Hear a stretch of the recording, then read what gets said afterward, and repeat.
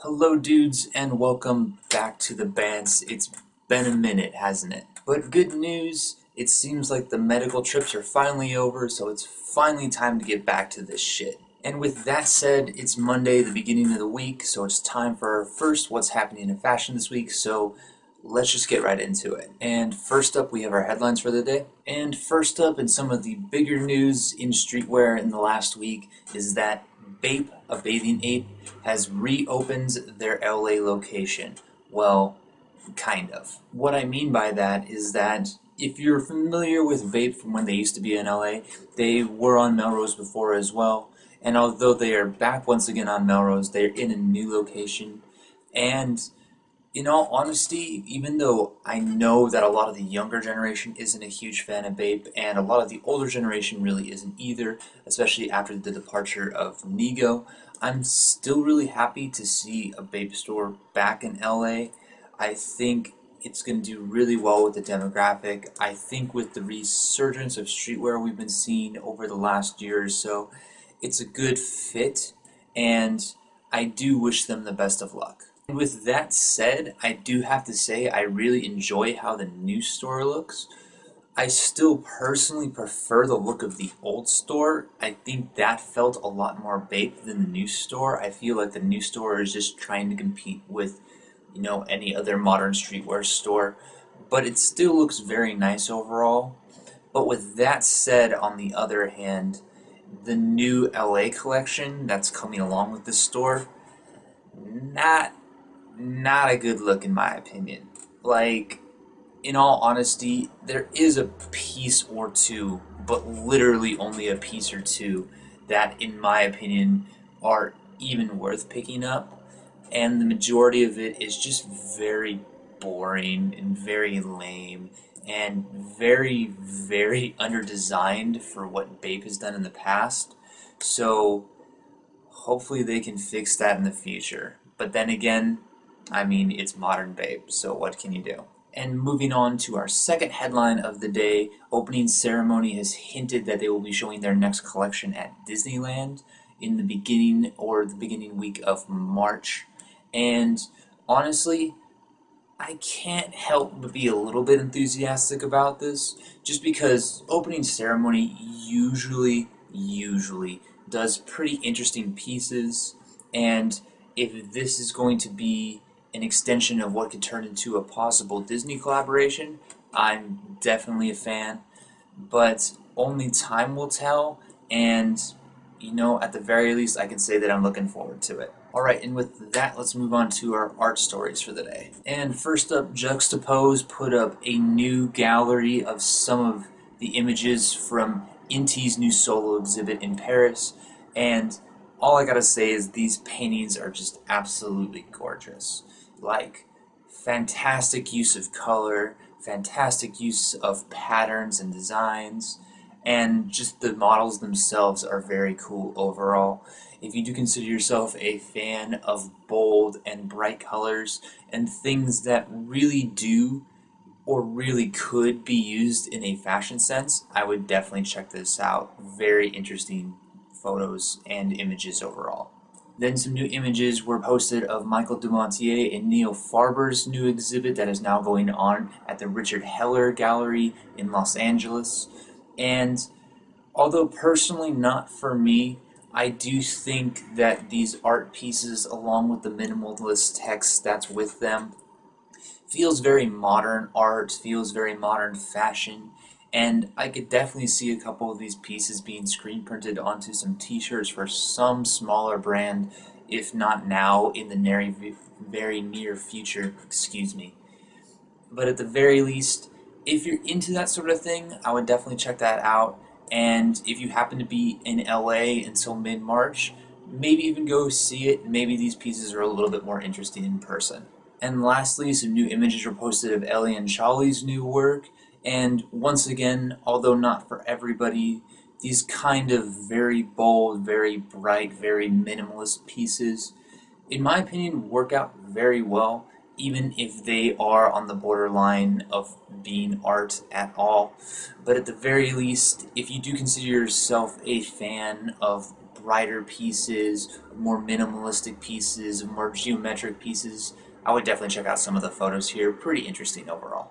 Alright, and now moving on into fashion. Fundamental just showed off some of their lookbook for their Spring-Summer 2018 collection, and as per usual with Fundamental, it's obviously fabulous. For those of you new to the brand or who might not understand or know what Fundamental is, let me give you a brief introduction.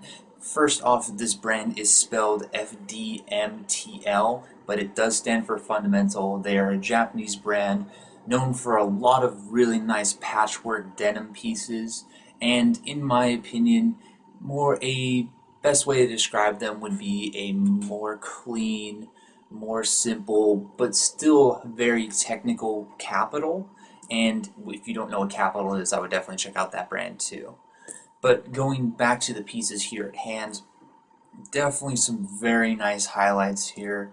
The patchwork is just as amazing as always. They do have a couple cleaner pieces than normal, and they do have a couple pieces that would definitely give Capital a run for their money as well too. Overall, very nice lookbook, very nice season, and if denim or patchwork or a collaboration of the two is your thing, definitely check this out. Definitely check this out. Then Radiall showed off their Spring-Summer 2018 collection, and honestly, I think they did a very nice job as well. I think for those of you that are fans of very bright and vibrant colors, but are not completely willing to dive into maximalism, I think this lookbook would be a great place to start. There is such a nice use of color here over an entire spectrum as well too. And even on top of that, they're more maximalist pieces, whether it be through patterns or plaids or dye methods. Those pieces really do shine and in my opinion are the best overall. But don't let that take away from the rest of the lookbook here. Overall, as I said before, very nice pieces with an even better use of color, and if color is your thing, then this lookbook is definitely for you. Then Human Made showed off some of their Spring-Summer 2018 lookbook as well, and it really rings true to the brand. With the talk we had earlier about how much Bape has sort of fallen off ever since Nigo left, it's really nice to see that Nigo himself is still designing, and even nicer to see that what he's designing is still very interesting and very true to him, and this Human Made collection shows just that. It's very fun, it's very playful, and even being able to do so with it being as toned down as it is, at least color-wise, even with the colors being as muted as they are, when you see the pieces that are patchwork or chain-stitched or embroidered, or whatever means he uses, still shine through for what they are, really just shows how good of a designer he is and how interesting streetwear can still actually be. So all I gotta say is that if you are a fan of Japanese streetwear, or just more interesting streetwear in general, or maybe you're just a Nigo fan, definitely check this out. Very cool pieces overall. Then Frankie Boateng showed off a couple of his new pieces, and at the very least I do find them interesting. Now, as I've said plenty of times before, I don't like to just highlight one or two pieces usually, but the reason I want to do so here is mainly just due to the fact that I am very happy to see Frankie making some techwear pieces that haven't been done before, because God fucking knows how many people have been doing just techwear now the same way and the same style and copying other people here and there.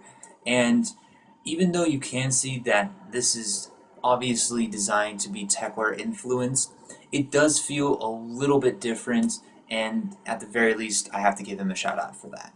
Then Daily Paper showed off their Spring-Summer 2018 lookbook, and honestly I am very on the fence about it. If you've been following my videos for a while now, you'll know how much I used to really rave about Daily Paper for what it used to be.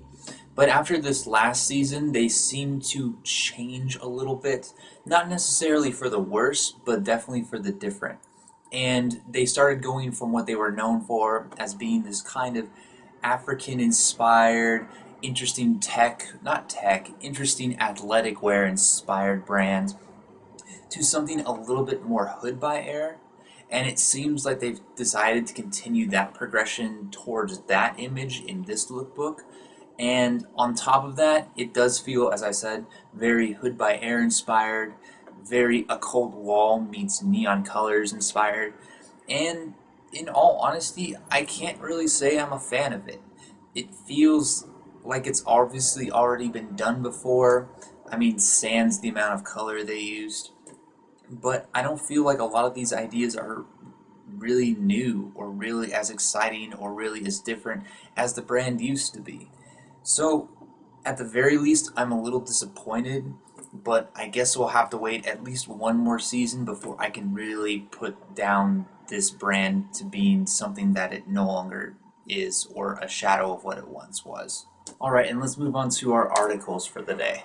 And first up, GQ put out a very in-depth article on basically the entire history of the Adidas Boost, where it came from, how it came to be, how Kanye affected it, and how it's become such a brick in the marketplace now. So if you do consider yourself a fan of sneakers, sneaker history, or maybe just Adidas in general, I would definitely give this a read. Very insightful piece overall. Then Fashionista put out a very interesting article going over the idea of why so many fashion brands nowadays are interested in this fashion bundle concept. And if you're not aware, we talked about it a little bit a while ago, basically about how the Yeezy brand would only sell certain shoes if you bought other pieces along with them. And in all honesty, it's a very interesting concept, especially going to the fact that it makes a lot of sense for businesses, but it also puts a lot of just lack of originality on the designer. And I guess it can be argued a lot from both sides, but if you want to learn a little bit more about it, I would definitely check out this article, and who knows, I might talk about it again in the future. Then Quartzy put out a very nice article on how black is the new black, basically saying that black is always the shade that will be in fashion and has been and always will be. And it really goes into the history of why black has always been used, just concepts about why it works out as well as it does, and very interesting article from both a fashion, historical, and psychological standpoint. If any of that rings true to you, then I would definitely give this one a read. And lastly, Bloomberg put out a very interesting article titled The Death of Clothing. And basically they go into this idea of fashion mainly from an economical standpoint, and they go over a lot of different reasons about why fashion in general has been declining. Whether that's people not buying as much, people buying cheaper shit, brands that have tried to make their way into the industry closing, and basically a slew of other reasons. I would say that if you're a person that's part of the fashion industry or wants to get into the fashion industry, at the very least I would read this. It might help give you some ideas about what to do or what to change for yourself in the future. Very nice read overall. Alright, and with that we have reached the end of our first whiff for the week. Hope you guys have enjoyed. And as always, any of the articles I talked about today, I've linked in the description down below if you want to see some more pictures or read some more articles or just want to go more in depth than I did on them. And just for a quick update, I do want to apologize to you guys about the New York Fashion Week videos. Those will be out this week, I absolutely promise this time. And expect to see a bunch more videos in the next coming weeks. As I said earlier in the video, my health issues seem to be getting better, so now I can focus a lot more on this, which I really want to do. So I guess be excited for that at least. And with that, thank you guys as always for watching and supporting my content.